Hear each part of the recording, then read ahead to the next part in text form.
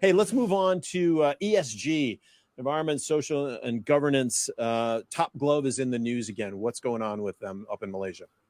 Well, I mean, I think this is a perfect illustration of, where businesses used to think we could operate as a business. We don't have to worry about outside impacts in terms of what our stakeholders think of us when we operate from an environmental perspective, our impact on society, or our governance, so long as we stay within the confines of the law. So you've got businesses used to ignore that, and they used to ignore, some businesses used to ignore geopolitics. And Top Glove has been slammed by both. If you go back a couple years at the start of the pandemic, Top Glove was seen as somebody who was going to benefit from this because they provided all the PPE that was needed for healthcare workers, for anybody who was really customer facing. It was everybody wearing plastic gloves back then, and so they were a huge beneficiary. They wanted to go public. It would have helped them grow as a business, but then it was found that they had forced labor in their workforce. There was the United States Customs and Border Protection prohibited imports of Top Glove because Top Glove was using debt bondage, forcing excessive overtime, having abusive working and living conditions for those migrant workers in Malaysia. They would take their passports from them when they came so that they couldn't leave the factory. So when the U.S. bans the imports, that forced Top Glove to address those human rights issues in its own workforce. So it couldn't go public and raise the money that it wanted to by having an IPO in Hong Kong. Now, to Top Glove's credit, it addressed all of those issues. It should have addressed them before it was forced to, but it then addressed all those issues. Yeah. Then it wants to go public again. And now with the crisis, the economic crisis resulting from Russia's invasion of Ukraine, they can't go public again. So they have just gotten slammed, even though they're trying to do the right thing now. I find this conversation about ESG fascinating, Steve. I know you're heavily involved in that area.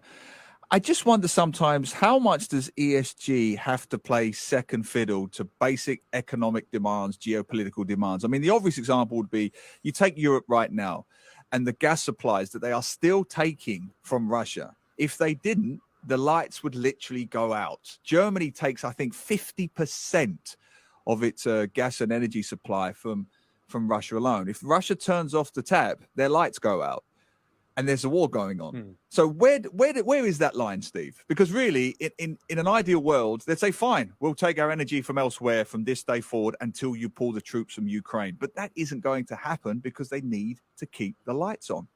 See, Neil, I think the better lesson is, what would have happened if Germany, or the German government, had an ESG mindset beforehand, had been thinking about geopolitical risk beforehand, said, is it smart for us to be taking 50% of our energy supply from a dictator who poisons his political opponents, who has no respect for territorial integrity? Look, I mean, Crimea was 2014. What happened in Georgia? What happened in Chechnya? This is not new that Vladimir Putin was capable of doing something like this. So had Germany's been saying, is this a smart business decision from a German government perspective to put ourselves at the whim of a person like Putin? Of course it wasn't. Yet they ignored it because they ignored the geopolitical risk. They ignored the ESG risk for what they thought was a short-term economic gain, and it has come to slam them. And so now, Neil, they have this extraordinarily difficult decision. If they had been working on this a decade ago, they wouldn't be here today. That's the lesson from ESG.